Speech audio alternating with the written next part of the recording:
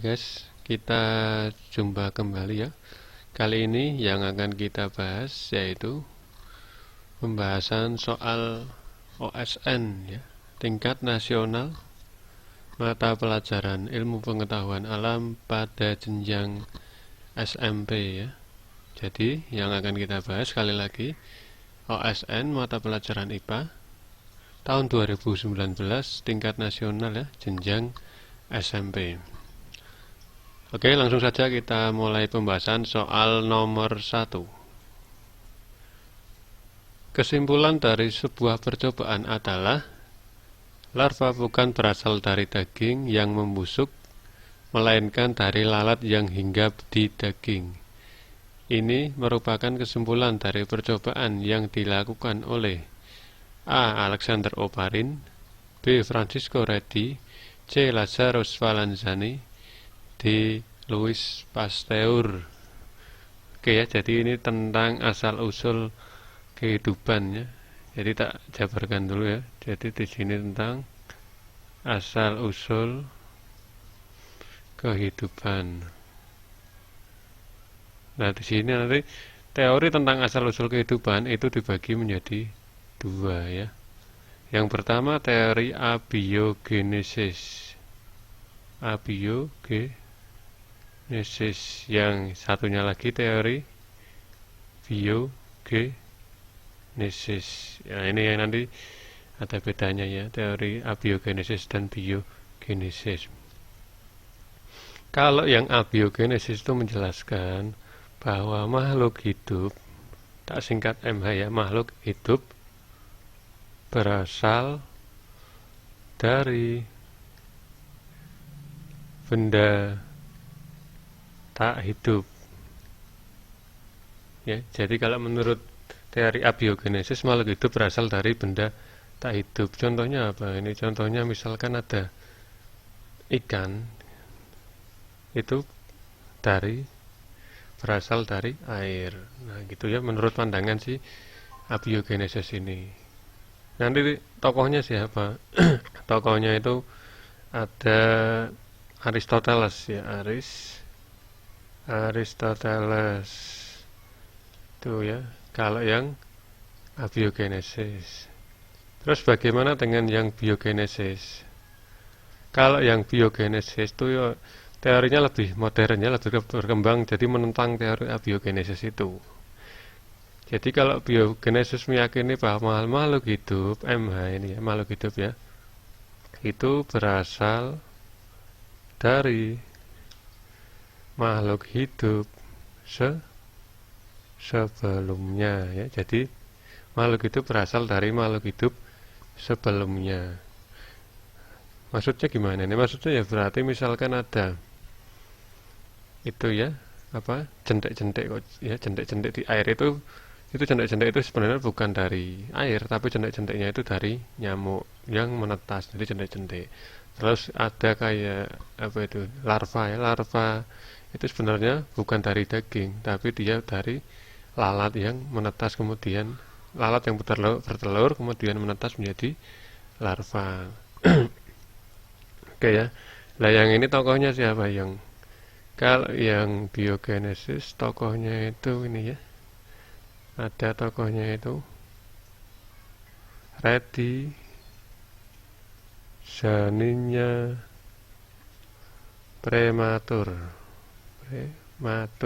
untuk ngapalkan pakai ini ya.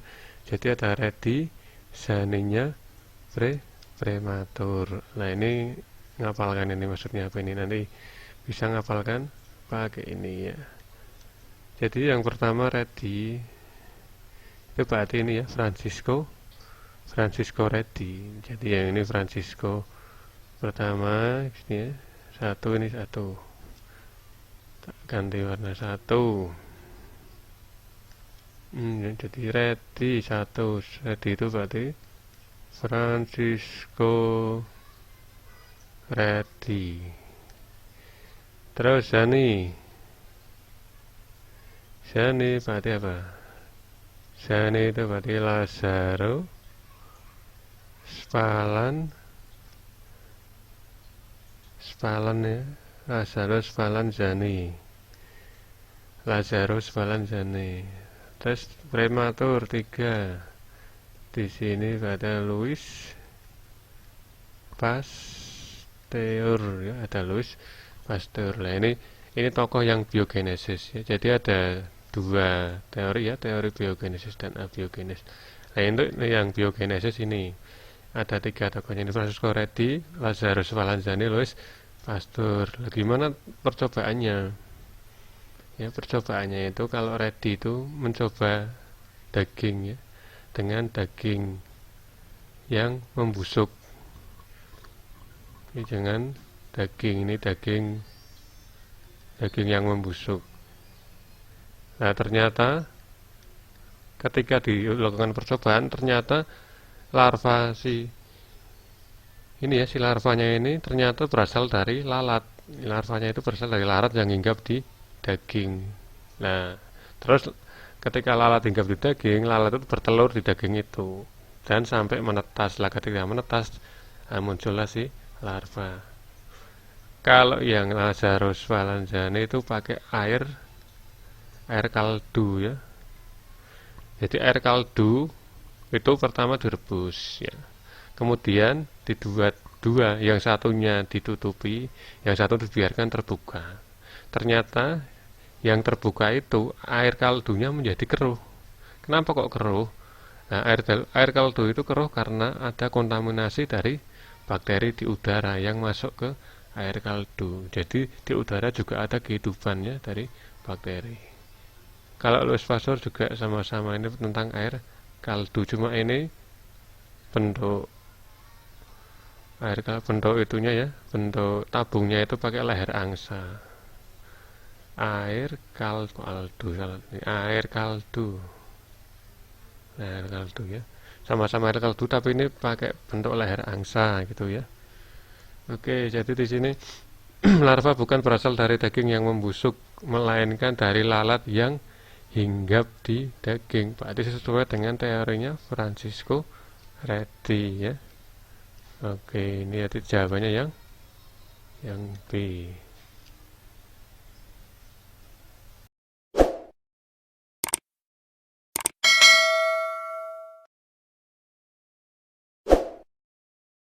Oke, kita lanjut ke soal nomor 2. Cara pengelompokan organisme dengan memperhatikan adanya hubungan kekerabatan di antara organisme tersebut, termasuk ke dalam titik-titik. A. Determinasi, B. Klasifikasi, D. Nomenklatur, dan C. Nomenklatur, dan D. Taksonomi ya. Jadi di sini pertanyaannya apa ini? Cara pengelompokan ya. Di sini kata kuncinya adalah pengelompokan. Kalau dari pilihannya, kalau pengelompokan berarti apa ini ya? Klasifikasi. Jadi klasifikasi nama lainnya itu adalah pengelompokan ya. Jadi klasifikasi itu pengelompokan. Nanti kalau determinasi ini apa ini? Determinasi. Kalau determinasi ini kayak kunci determinasi itu ya. Kunci determinasi. Jadi ini nanti pengelompokan berdasarkan ada ciri-ciri tertentu yang disebutkan di dalam kunci determinasi tersebut itu ya. Kalau nomenklatur itu apa itu? Ini penamaan ya, tata nama. Nomenklatur itu tata nama ya. Tata nama misalkan ada ini nama, misalkan ini ya, Homo sapien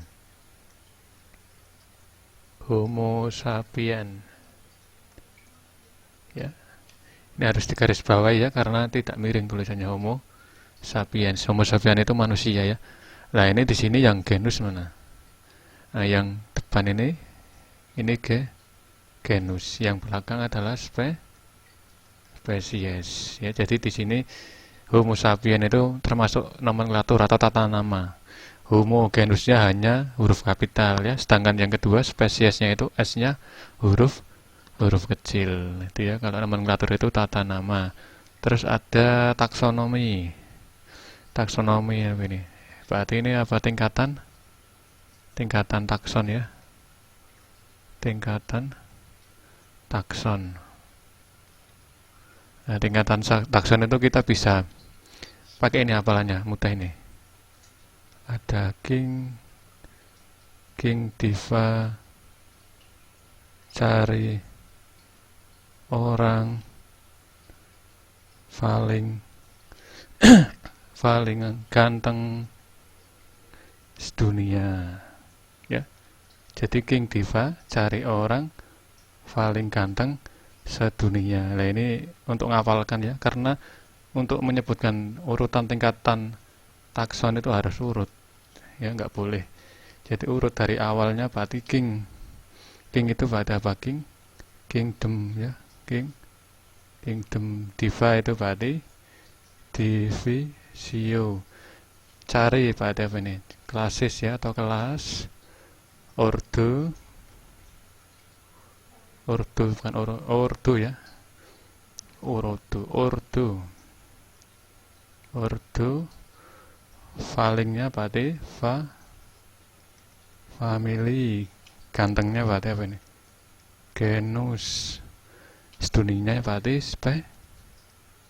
spesies ya. Jadi dari kingdom, divisio, klasis, ordo, family, genus, spesies. Nah ini kalau yang sini ini untuk tumbuhan ya. Di sini yang ini adalah untuk tumbuhan. Untuk tumbuhan lah. Kalau untuk hewan gimana? Kalau yang hewan tinggal diganti saja. Ya, jadi diganti apa? Diganti di posisi divisionya sini. Berarti kalau yang untuk hewan itu tak tulis sini ya. Hewan. Berarti urutannya sama, dari atasnya kingdom, bawahnya ganti apa? Filum. Terus ke bawahnya sama. Masih klasis, kelas ya. Ordo, family, genus, dan spesies. Jadi di sini yang dibedakan hanya di posisi divisionya saja ya. Kalau mau mengubah dari tumbuhan ke hewan tinggal diganti. Divisionya diganti dengan filum. Nah ini ya. Ini untuk ngapalkan king diva, cari orang paling ganteng dunia, kingdom, divisio, klasis, ordo, family, genus, spesies ya. Ini merupakan taksonomi. Jadi kalau misalnya nanti ditanyakan urutan takson dari yang paling atas ya dari kingdom sampai spesies. Oke gitu ya. Terus ini berarti pengelompokan adalah apa? Klasifikasi ya. Jawabannya jadi yang B. Oke.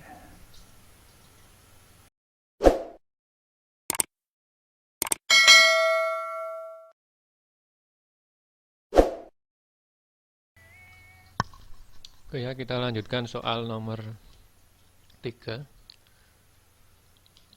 Evolusi jerapah yang berleher panjang disebabkan karena titik. A. Isolasi paratrik, B. Isolasi simpatrik, C. Kebiasaan memanjangkan leher, D. Seleksi alam. Ya, jadi nanti di sini kita bahas ya. Kalau isolasi ya, di sini ada isolasi. Ini merupakan dua ini ya, proses spesiasi ya, namanya spesiasi atau pembentukan spesies baru ya, spesies baru ya. Jadi ada paratrik dan simpatrik itu. Terus di sini ada kebiasaan memanjangkan leher. Terus juga ada seleksi alam ya. Nah ini jadi seleksi alam itu ada teorinya ya. Teori dari Darwin ya. Dari kalau teori Darwin jerapah itu dulunya itu ada dua ya. Di teori Darwin itu jerapah dulunya itu ada dua. Jadi ada jerapah yang berleher pendek ya. Misalkan ini tak gambar ya, jerapah berleher pendek dengan jerapah yang berleher panjang. Ya. Jadi ada dua macam jerapah kalau menurut teorinya Darwin. Nah, misalkan di sini tengahnya tak kasih tanamannya, kasih sebuah tanaman. Nah, itu ya. Jadi ada dua jerapah, jerapah leher pendek dan jerapah leher panjang. Nah, nanti kira-kira yang bertahan hidup yang mana? Iya ya, jadi yang leher pendek ini akan mati. Sedangkan yang leher panjang ini dia akan tetap hidup. Ya, nah, ini jadi proses di sini adalah dinamakan dengan proses apa ini? Seleksi. Nah, ini seleksi alam ya, karena yang organisme yang akan mampu beradaptasi dengan lingkungannya akan tetap hidup ya. Jadi ini di seleksi alam itu apabila mampu beradaptasi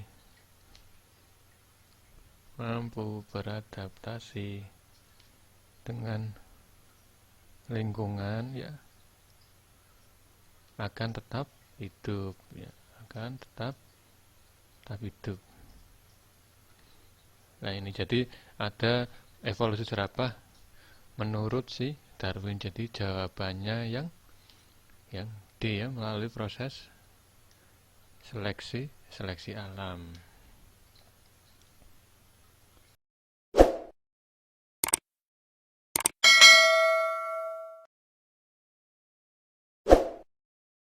Oke, kita lanjut soal nomor 4. Terbentuknya impuls saraf pada akson saraf karena adanya perubahan potensial membran melalui proses titik ya. A. Ion K plus masuk ke dalam sel dan ion Na plus keluar sel ya. Ion Na plus masuk ke dalam sel dan ion K plus keluar sel. Ion K plus masuk ke dalam sel, yang D ion Na plus keluar sel. Sebenarnya ini plus ya, jadi ini K ini tandanya plus itu di soalnya kurang jelas ya. Jadi ini semuanya plus ya, ini plus ya, plus semua itu. Ini plus, ini yang juga plus ya. Jadi tandanya sebenarnya plus semua. Nah, ini plus semua ya, plus plus semua lah. Jadi gimana? Jadi misalkan ini akson, ada akson ya. Nah, ini ada akson. Terus tak buat dua wilayah ya. Jadi ada dua wilayah, misalkan gini. Yang sini ada potensial ya, adanya impuls. Di sini ada impuls. Yang sini tidak ada ya. Terus ketika tidak ada itu kayak gini. Plus yang dalam negatif ya. Yang luar plus. Nanti ketika ada impuls baliknya ya, yang luar negatif, yang dalam positif. Itu ya. Jadi kalau tidak ada impuls, yang luar positif, yang dalam negatif. Gitu seterusnya ya. Jadi kan ini jalanan itu jalan ke sana terus gitu. Nah, ini di sini ada ion-ion yang berperan. Ya, jadi di sini ada ion Na plus ya, yang di luar. Nanti yang di dalamnya itu ada K plus. Gitu. Nah, terus prosesnya berarti di sini ya. Nanti akan ion Na itu akan masuk ya, Na masuk dalam yang Na, terus yang ion K plus akan keluar. Jadi di sini jawabannya adalah yang B ya.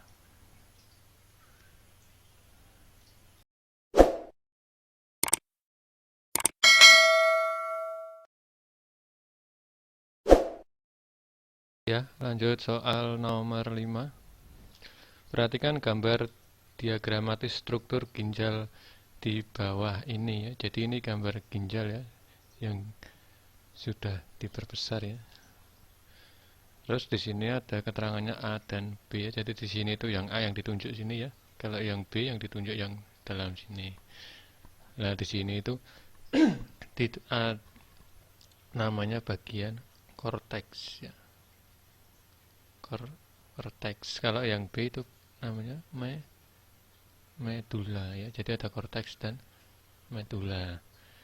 Kalau di korteks ini nanti ada fungsi-fungsi, tiga fungsi ya, itu ya, apa aja itu? Ada filtrasi, reabsorpsi ya, dan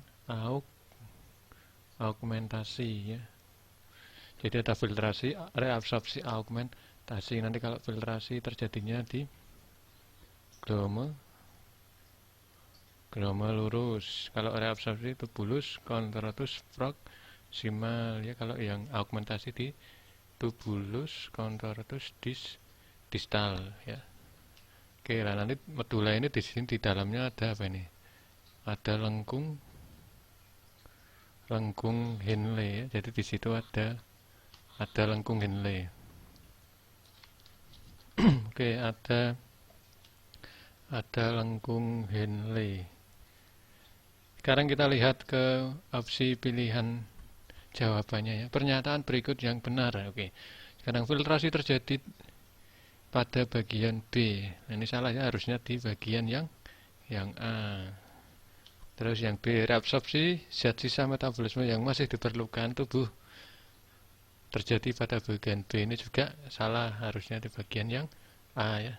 Reabsorpsi H2O paling banyak terjadi pada bagian B. Ya, benar ya, jadi di sini ya, bagian B itu paling banyak.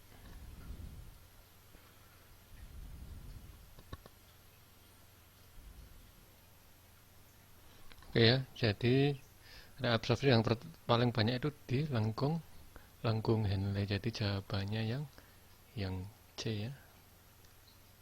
Oke.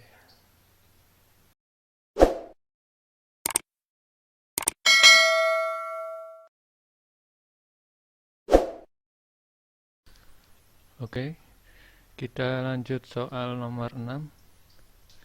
Dari pemeriksaan darah seorang pasien diperoleh data sebagai berikut. Ya, jadi ini ada parameter darahnya, ada datanya ya. Yang pertama hemoglobinnya 14%, hematokrit 40%, leukosit 10.000 sel per mm, eritrosit 5 juta ya. Berdasarkan data di atas, pasien tersebut didiagnosis menderita. Nah ini ya, jadi kita lihat dulu ya, kita analisis dari penyakitnya ini. Ada anemia ya. Anemia itu berarti apa? Kekurangan sel darah merah ya. Jadi ada kekurangan sel darah merah. Karotidsasi apa ini? Kekurangan cairan tubuh ya, namanya dehidrasi. Leukemia, kalau leukemia kelebihan ini ya, bukan kekurangan, kelebihan apa? Sel, oke, sel darah apa? Darah putih ya. Jadi kalau leukemia kelebihan sel darah putih. Yang terakhir thalassemia, ini kelainan darah ya, kelainan darah. Jadi kelainan darah dalam pengangkutan oksigen. Kelainan darah, jadi ini hemoglobinnya kurang ya, hemoglobin kurangin ya. Jadi intinya ada gangguan pengikatan oksigen, karena yang mengikat oksigen itu hemoglobin ya. Jadi gangguan darah, hemoglobinnya berkurang. Nah ini dilihat dari tabel itu. Ini ada yang beda ya, di sini harusnya di sel darah putih, kalau normalnya itu di sel darah putih itu 7.000 ya. Tapi ini kok di sini datanya 10.000, berarti di sini ada kelebihan ya, ada kelebihan leukosit atau sel darah putih ya. Leukosit itu sel darah putih. Jadi di sini jelas ya, penyakitnya berarti apa? Yang C ya, kelebihan sel darah putih. Oke.